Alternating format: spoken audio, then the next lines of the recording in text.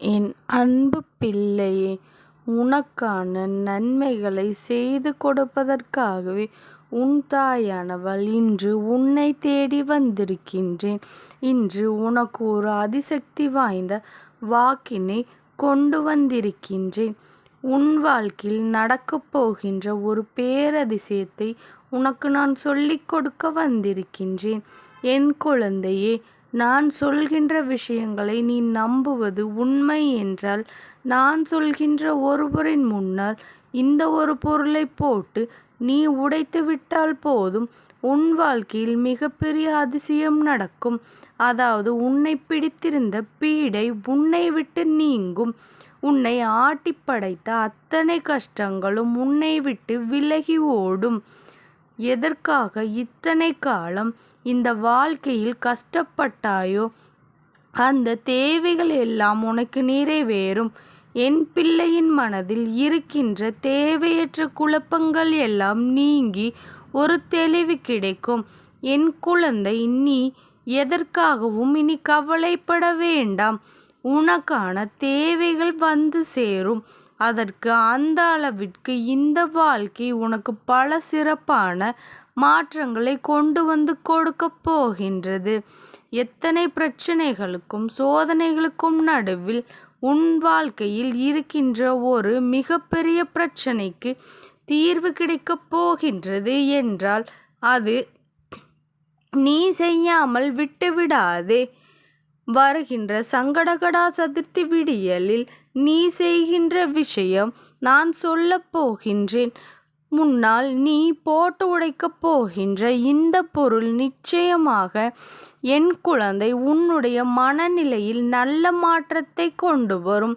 இந்த தாயானவள் காரணமில்லாமல் உன்னிடத்தில் எதையும் சொல்லிவிட மாட்டாள் என்று உனக்கே தெரியும் அல்லவா? என் குழந்தையே, உனக்கு நல்லது நடக்க வேண்டும் என்றால் அம்மா எந்த விஷயமாக இருந்தாலும் அதை சற்றென்று ஓடி வந்து உன்னிடத்தில் சொல்லிவிட வேண்டும் என்றால், என் குழந்தைக்கு இத்தனை நாள் வாழ்க்கையில் எத்தனையோ திருப்பங்கள் நடக்கப் போகின்றது என்பது எனக்கு தெரியும். என் குழந்தையே, எதிர்பார்க்கின்ற எத்தனையோ சந்தோஷங்கள் அடங்கியிருக்கின்றது என்பது எனக்கு தெரியும். அப்படி இருக்கும் பொழுது நான் அதனை உன் கைகளில் கொண்டு வராமல் விட்டு விடுவேனா? உன் வாழ்க்கையில் கொண்டு வந்து சேர்க்காமல் நான் விட்டு விடுவேனா என்று சற்று சிந்தித்துப்பார். என் குழந்தையே, துன்பங்களை கடந்து உனக்கு வாழ்க்கையில் துன்பங்களை மறந்து நல்லது நடக்க வேண்டும் என்றால் அது தெய்வத்தால் ஒன்றால் மட்டுமே முடியும். அதைத்தான் இந்த தாயானவள் சரி செய்து கொண்டிருக்கின்றேன். உன் வாழ்க்கையில் யாரால் என்னென்ன திருப்பங்கள் நடக்கும் என்பதனை நான் உனக்கு தெரிவித்து கொண்டிருக்கின்றேன். எந்த சூழ்நிலையில் என்ன நடந்தாலும் அதையெல்லாம் ஏற்றுக்கொண்டு என் குழந்தை இந்த வாழ்க்கையில் உனக்கு சந்தோஷத்தை முழுமையாக பெற்றுக்கொண்டு தாயானவள் சொல்வது போல எப்பொழுதுமே இந்த வாழ்க்கை தருகின்ற விஷயங்களை நீ சரியாக பெற்றுக்கொள்ள துணிந்து நிற்க வேண்டும். எப்பொழுது வேண்டுமானாலும் யார் வாழ்க்கையில் என்ன வேண்டுமானாலும் நடக்கலாம். யார் எப்பொழுது எந்த சூழ்நிலையில் வேண்டுமானாலும் மாறிவிடலாம். ஆனால் என் பிள்ளை, நீ ஒரு பொழுதும் மாறக்கூடாது. உன் வாழ்க்கையில் இருக்கின்ற எந்த ஒரு சூழ்நிலையும் நீ கடந்து வர பழகிவிட வேண்டும். என் குழந்தையே, கஷ்டங்களும் துன்பங்களும் உன்னை போட்டு வாட்டி வதைக்கின்றது என்பதற்காக நீ எப்பொழுதுமே முடங்கிவிடக்கூடாது. என் குழந்தையே, எங்கே என் நிறை பிள்ளைகள் கடன் தொல்லைகளால் கஷ்டப்பட்டு கொண்டிருக்கின்றார்கள். இதனை நான் தவறு என்று சொல்ல முடியாது. அதே நேரத்தில் சரி என்றும் சொல்லிவிட முடியாது. ஏன் தெரியுமா? என் குழந்தை, கடன் வாங்குவது ஒரு வகையில் தவறான விஷயம்தானே. எங்கே நம்முடைய தேவைக்கு அதிகமாக நம் வாழ்க்கையில் தேவைகள் இருக்கின்றதோ, அது அத்தியாவசியமின்றி நடக்கின்ற செலவுகள், அவசியமான செலவுகள் நீயாக வாழ நினைத்தால் உனக்கு செலவு மிகவும் குறைவுதான். எப்பொழுதும் என் குழந்தை, நீ இன்னொருவரை போல வாழ நினைக்கவே கூடாது என்று நினைக்கின்றாயோ அப்பொழுதுதான் உனக்கு செலவு அதிகமாக விடுகின்றது.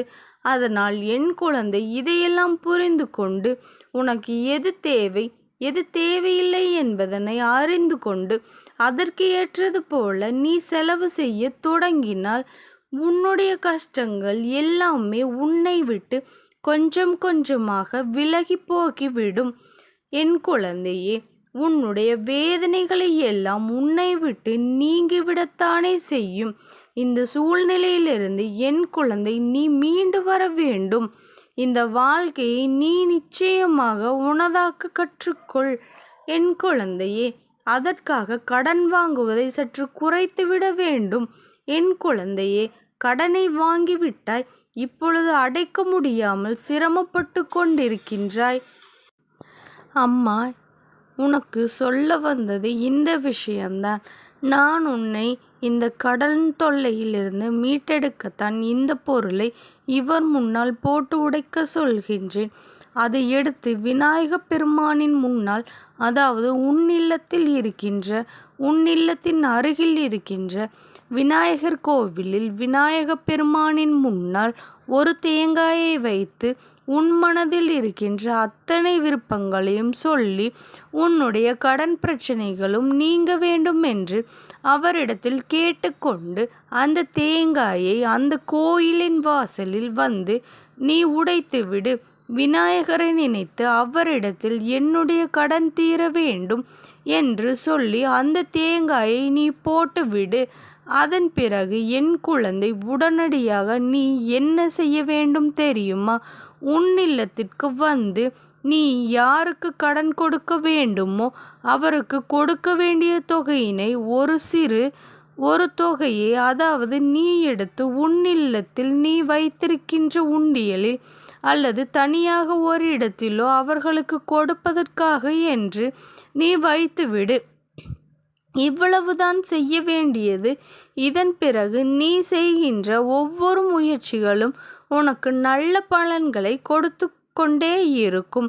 அதே நேரத்தில் என் குழந்தையை, நீ ஒருவருக்கு கடன் வாங்கி செலுத்த வேண்டும் என்று இருக்கும் பட்சத்தில் சரி, பணத்தை தனியாக எடுத்து ஒதுக்கி வைத்துவிடு. இதை நீ செய்ய தொடங்கி சில நாட்களிலேயே நிச்சயமாக உனக்கு பண வரவு இந்த கடனை அடைக்கின்ற அளவிற்கு வந்து சேர்ந்துவிடும். இது உண்மையில் கடனை அடைக்க முடியாமல் காயப்பட்டு நின்று கொண்டிருக்கின்ற என் குழந்தைகள் செய்ய வேண்டும் என்று நான் நினைக்கின்றேன். தேவையில்லாமல் செலவு செய்வதற்காக அல்லாமல் தன்னுடைய உண்மையான தேவைக்காக கடனை வாங்கி பிள்ளைகளுக்கு மட்டும்தான் இது பொருந்தும். எங்கே ஆடம்பரமாக வாழ நினைத்து அடுத்தவரின் பணத்தை பெற்று கொண்டு அதை நீ ஆடம்பர செலவு செய்து கொண்டிருப்பவர்களுக்கு அந்த கடனை முதலில் அடைக்க ஒரு பொழுதும் நினைப்பதும் இல்லை. அப்படி நினைத்தாலும் அதை மனதார செய்வதும் கிடையாது. உண்மையாகவே தன்னுடைய தேவைக்காகவும் தன்னுடைய வாழ்க்கையின் அத்தியாவசியத்திற்காகவும் கடனை பெற்ற குழந்தைகள் இது போன்று செய்யும் பொழுது, அதுவும் குறிப்பாக விநாயக பெருமானின் முன்னால் செய்யும் பொழுது, இந்த சங்கடகடா சதுர்த்தியில் செய்யும் பொழுது உனக்கு நல்ல பலன்கள் கிடைக்கும்.